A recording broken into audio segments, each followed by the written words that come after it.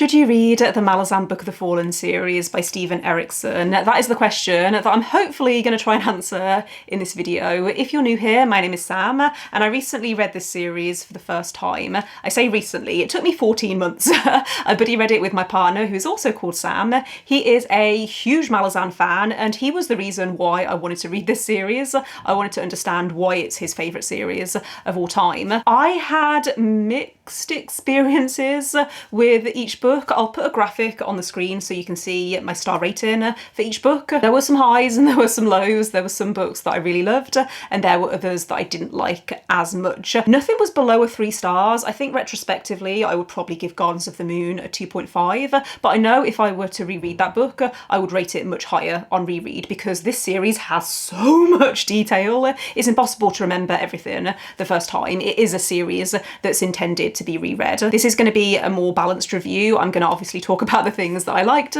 as well as the things that didn't quite work for me. I am also only going to be talking about the 10 books that form the Book of the Fallen. I'm not going to be talking about any of the prequels or the sequels or the spin-offs. If you don't know, there are 2 authors who have written books within the Malazan world, Steven Erikson and Ian Esselmont. I haven't read any of Ian Esselmont's books. Obviously I can't talk about them in this video, but as a first read through, most people seem to recommend just reading the Book of the Fallen. This video will also have chapters just in case you would like to skip around, and this video is going to be spoiler free. I should have probably started by saying that. I'm not going to go into any spoilers in this video. I do have spoiler videos for every book in this series pretty much. If you've read the series and you want to hear my in-depth thoughts, then I will leave the Malazan playlist linked in the description, but this video is intended for people who haven't read this series and want to get an idea of what to expect. I think a good place to start is to talk about what Malazan is actually about, and this is a really difficult thing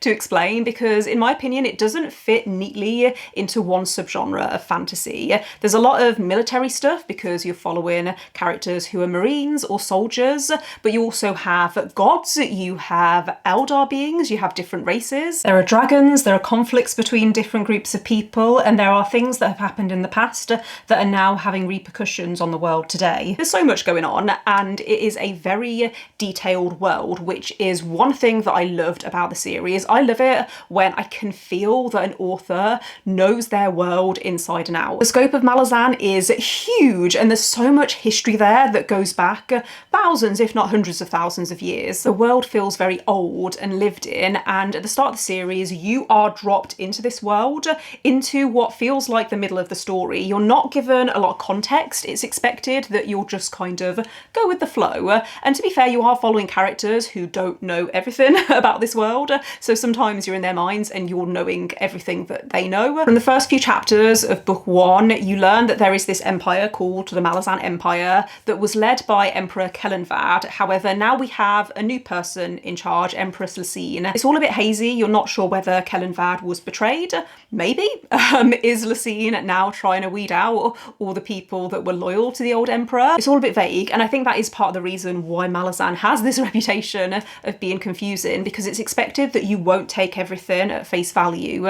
There were certain points throughout the series where a character would voice an opinion or they would think something, and I would turn to Sam and say, is this right? Because I thought that this was the case. And he would say, well, yeah, that's true for you as the reader, but can you understand that that character doesn't have the knowledge that you have? And so that's why they are thinking this way. Another thing that took me a little while to get used to is how every time you start a new book in the series, you find yourself on a different continent, quite often with completely new characters. For example, book 1 focuses on the continent of Genebakis, which the Malazan Empire are trying to conquer. Book 2 then moves to a different continent where you're mostly following new characters. There's a few characters from book 1 that do appear in book 2. Book 3 returns to Genebakis and continues the storyline that started in book 1. Book 4 returns to the same location as book 2, and book 5 takes place on a completely new continent altogether where there's only really one character that you're familiar with. So my advice is, if you struggle with book 1, unless you hate it with a fiery passion, then try book 2 because it does feel completely different. There was a lot of time in between between Steven Erikson writing book 1 and book 2. I think there are certain books like book 2 where it feels a bit more cohesive in terms of the plot. I've kind of touched on this a little bit already, but a question that I see asked a lot when it comes to Malazan is, why does this series have such a reputation for being difficult to read? And I honestly don't think it's because of the prose itself. The writing is no more dense than any other adult epic fantasy book or series that I've read. I think it's because it's told in such a unique way. You are dropped into this world and not much is explained to you. Even the magic. Part of the magic of this world revolves around something called warrens, and the first time you hear about a warren, you see these characters open a warren, they walk inside and they keep walking for a little while, then they open the warren again and they're in a different location. Now at no point are you told that a warren is a way of travelling from one place to another. You're not told that. From seeing the characters' actions, you can kind of think that maybe that's what a warren is. But you see what I mean? It expects you to work things out based on what the characters are doing. And there's another example from book 1 where there's something in this world called a deck of dragons. Again, it's related to the magic. You see a character using a deck of dragons. They are laying out these cards and seem to draw some kind of meaning from them. And I turned to Sam after this point and I said, so are these basically like tarot cards? And his response was, that's a reasonable assumption based on the information that we've been given so far. So you really have to get used to not knowing the answers. There's a point in, I think it's book 7, where you actually get an explanation around something to do with the magic. And I was reading this paragraph thinking, I've never actually seen it written down, but yeah, that's kind of what I had in my mind as to what this element, this thing was. That was one moment in the series where I actually felt quite clever. And I am someone who I love that feeling of piecing puzzles together and working things out. And there were a few moments like that throughout Malazan where things would click into place, or where something that had been mentioned in an earlier book would come up again in a later book.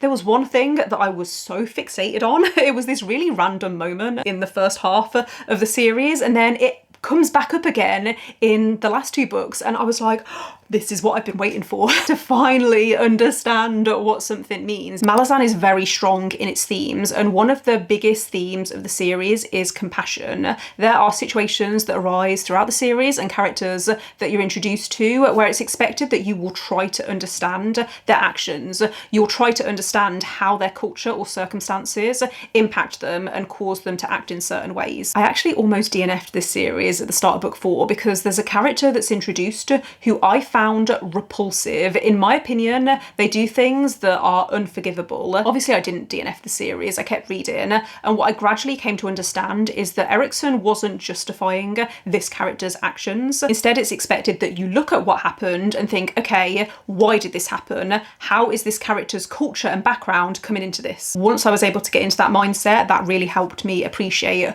what this series is trying to do. There are some pretty dark moments throughout this series, which I struggled with more than I was expecting, considering after fantasy, my next most read genre is thrillers, and I have read some pretty dark books that I would consider much darker than Malazan. I think where I struggled the most is there's a lot of sexual assault in Malazan. It's not so much that I have an issue with reading about sexual assault, it's more that I want the person who is going through that trauma to be centred in the story. Throughout the series, I felt like there were some instances that were handled okay, not good, not bad. It was kind of doing the bare minimum. There were other situations that I thought were just handled badly. There's one character in particular whose story arc I actively hated, and it makes me angry every time I think about it. Some of the humour also felt a little male gazy to me, and it was especially jarring when it came to the Malazan Marines, because the Malazan culture doesn't conform to traditional gender roles. You have both male and female soldiers, so the way that some of the men spoke about the women made me feel a bit uncomfortable. Also the way that some women spoke about the men, I kept thinking, this is just not necessary. Why are we doing this? It's not funny. Obviously humour is one of those things that's very subjective, so it's difficult to kind of get across. But one thing I do think that Erikson does well is duos. There are multiple pairings throughout the series, friendship pairings as well as romantic pairings. I didn't like the way that Steven Erikson wrote romance, but at the same time I wasn't reading this series for the romance.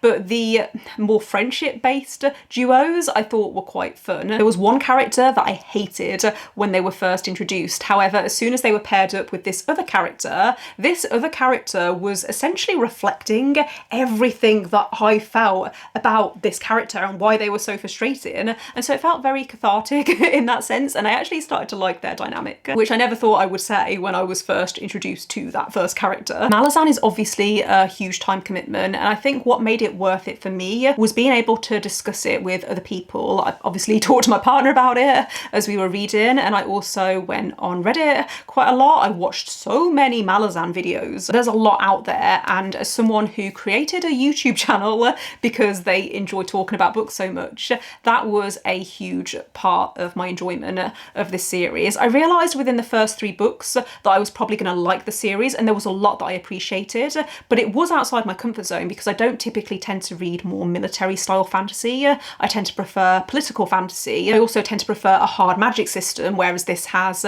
a much softer approach to the magic. Even though there were some ups and downs, I think ultimately I am so glad that I read this series because it is unlike anything that I've read before. I think if you like literary fantasy, if you like complex fantasy, if you don't mind feeling a little bit confused at times, if you enjoy discovering what something means over time rather than being told everything from the start, then I think you could really love this series. Where this series might not be for you is if, like me, you don't enjoy not understanding things for hundreds of pages, if you struggle when you've got a really large cast of characters and no main group of characters. The characters that you're following do change quite often, and sometimes you'll follow a character for several books and they will be a main character, but then it will feel like they're relegated to a side character and other characters will come to the forefront. You do jump around quite a lot, and I found that made me really struggle to connect with characters and care about them. It's also quite slow in parts and it requires a lot of attention and patience. That's not so much a criticism, it's just an observation. I think it's something that you really have to be committed to dedicating the time to. If you watched any of my spoiler videos, then you might recognise this notebook. This is where I kept all of my notes while I was reading Book of the Fallen, and I don't necessarily think you need to make notes. Obviously, I was making videos about every book, so I wanted things to spark my memory to refer back to. I find that I remember things better when I write them down. At one point, I drew a family tree with Sam's help because I was struggling to visualise and work things out, but I do think that this is a series, like I said, where it helps to keep track of certain things. Apparently there is a guide out there where people have written notes and like a breakdown summary of every chapter. That to me felt a bit too intense, but I found making my own notes was really helpful. There's also a character list at the start of every book and a glossary type thing at the back, as well as loads of maps, which, because I'm a very visual learner, I found the maps especially really helpful. There were certain books where the events were taking place in certain areas of the world and you didn't have the corresponding maps, but they are all available online. So if there was any parts where I was struggling, then I could just Google them. When I got to the last book, I found it really frustrating knowing that I would enjoy this series so much more on reread. I've mentioned this earlier in the video. I love that feeling when something clicks into place, and I didn't get that feeling as much as I wanted to in the last book because there were certain things that I just didn't understand and that I needed to think on for a little while. Certain things were wrapped up, but it didn't feel 100% satisfying, which is the feeling that I want from the final book in a series. Some of the more emotional moments didn't hit me as much as I think they should have because I didn't feel I'd spent enough time with certain characters to form any attachment to them, but there were a couple of points throughout the series where I did cry because I thought the writing surrounding those moments was beautifully done. If you have been thinking about picking up this series but you've been feeling a little bit intimidated, then the main thing I want to get across to you is that do not be intimidated. It is different, it feels unique, but I feel like that should be exciting rather than scary. There are certain chapters throughout this series that were so intense and unforgettable. Even months later, I can still vividly picture them. I think by book 3, if you're not enjoying the series, then you're not going to enjoy it overall, because I think within the first 3 books, you'll see the different sides of the series and you'll know what to expect from the rest of it. I think that's a good place to wrap things up. So thank you for watching. If you made it this far, let me know in the comments any of your thoughts and feelings on Malazan. Let me know if you are interested in picking it up. Don't forget to give this video a thumbs up if you enjoyed it. Click subscribe if you would like to see more videos from me. But otherwise, I will see you next time. Bye.